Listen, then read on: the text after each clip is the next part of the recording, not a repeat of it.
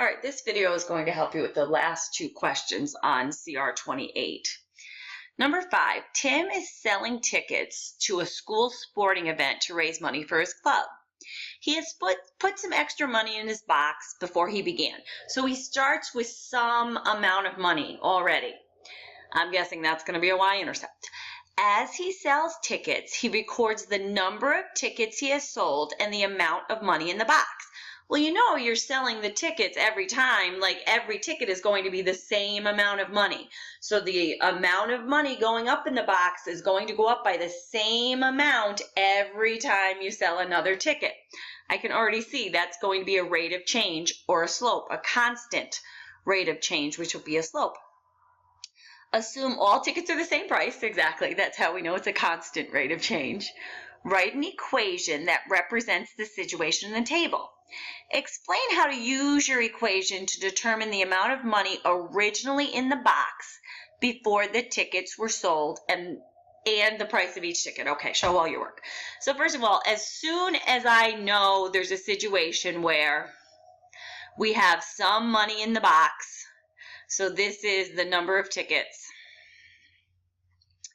and this is the total money in the box. Immediately a visual comes to my head because he put some extra money in his box before he began. So when he has sold 0 tickets, there's already some amount of money in the box. I don't know how much it is. But then he'll sell 1 ticket, 2 tickets, 3 tickets, 4 tickets, 5 tickets, 6 tickets, blah, blah, blah, blah, blah. And you know at that point, once he starts selling tickets, it's going to go up at a constant rate because he assumes all tickets are the same price. So every time you buy another ticket, you just keep clicking up by the same amount every time. So I know that this is going to be linear. And I know the amount originally in the box will be my y-intercept, will be the money originally in the box. And my slope will be the rate of change for how much each ticket will be. The slope is going to give me my rate of change, and that's going to give me the cost per ticket, because it's going to keep going up by the same amount every time, and that amount it goes up by is how much you pay for each ticket. All right, so let's take a look. So the first thing I'm going to do is use the information given to find my slope. M equals y2 minus y1 over x2 minus x1. I'm so glad I have my phone here next to me because I do not have a calculator at home with me, so I'm going to have to do calculations on my phone because I am not adding and subtracting decimals by hand, I don't think. Who knows? Maybe I will. All right, I pulled out my calculator just in case. So now I'm just going to take a look at some numbers. I don't really care which you call your y2 and which you call your y1, and then you'll call that x2, x1. So I think I'll just call this y2, and this one would then be x2 because our points are x comma y. I'll call this y1, therefore this will be x1. I'm just going to plug those into my equation. 108.75 minus, oh God, I just said, oh, I'll call that y1, and then I changed it. So I'm going to substitute in y2, 146.25. $146.25 minus y1, $108.75 over my x2, 13 tickets have been sold, minus my x1, 7 tickets have been sold. And again, I'm going to use my calculator because I'm feeling a little lazy at this moment. You might want to check my calculations on your calculator. 146.25 minus 108.75. So the change in y is 37.5.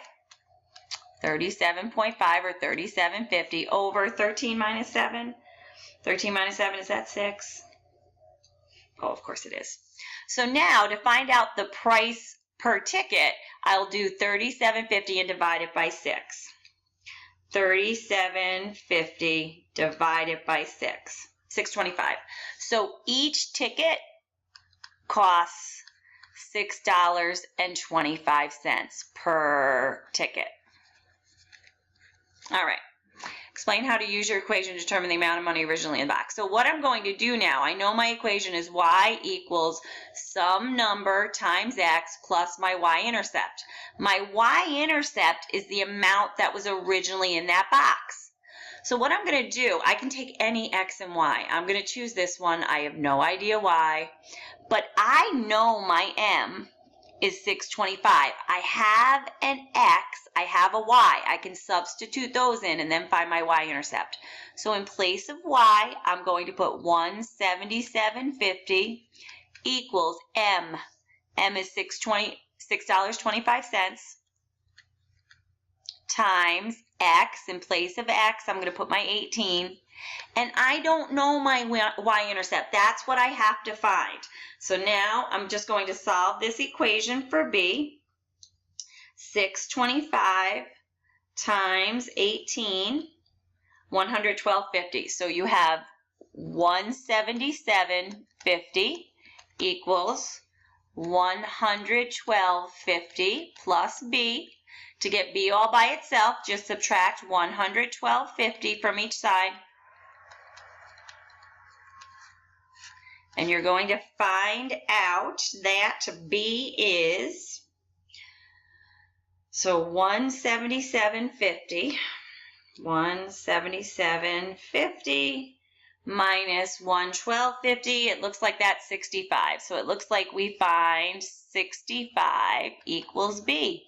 There must have been $65 in that box when you started. So write an equation that represents this situation.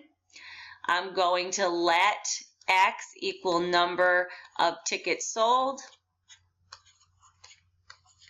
Let Y equal total cash in the box. I should say box.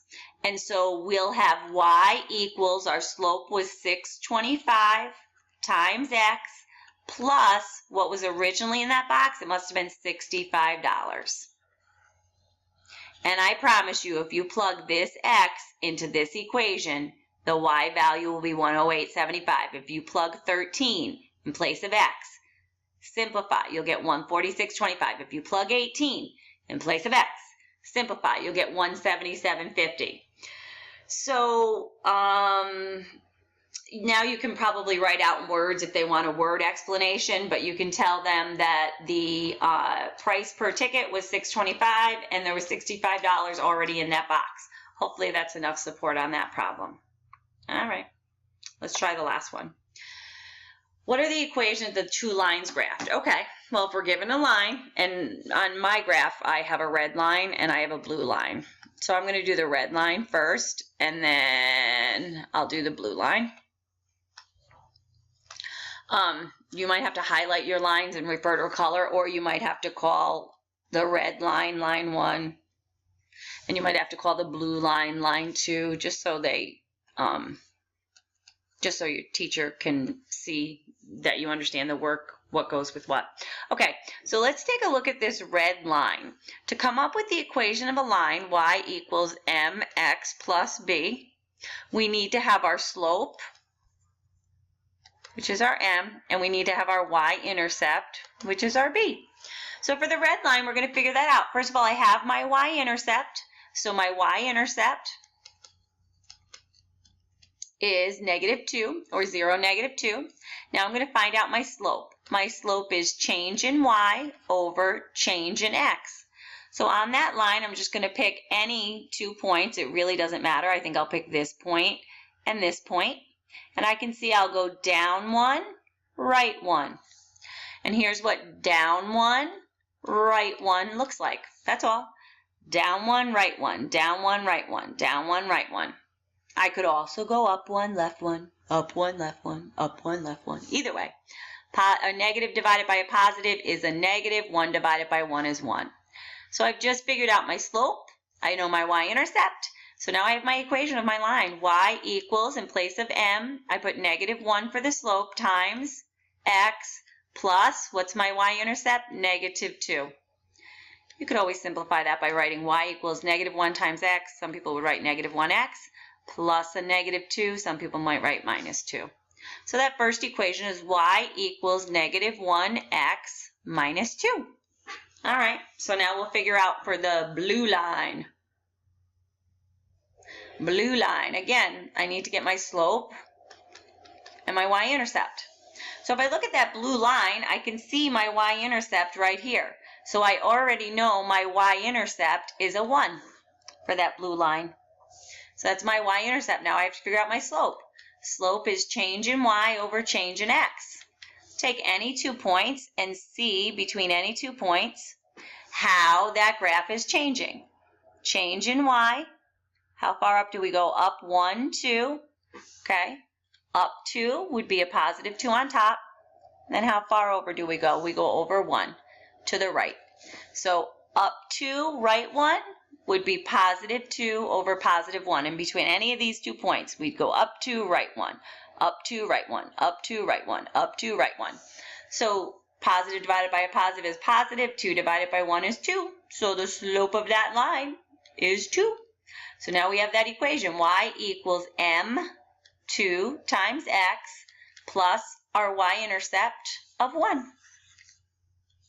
All right, so that second equation, that blue line on my graph, is y equals 2x plus 1.